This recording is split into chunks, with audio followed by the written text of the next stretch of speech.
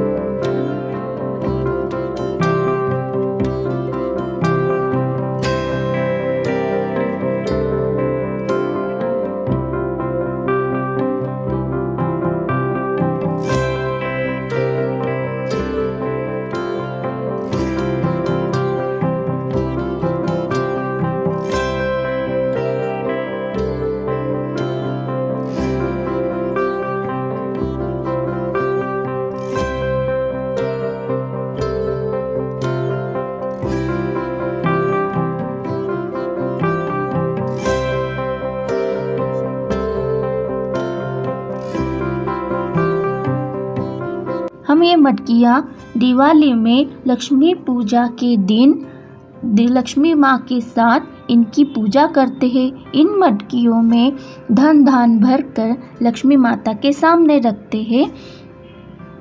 तो आज की वीडियो आपको कैसी लगी ज़रूर कमेंट बॉक्स में बताइएगा और वीडियो को लाइक ज़रूर कीजिएगा और चैनल को सब्सक्राइब करना ना भूलिएगा। Thank you.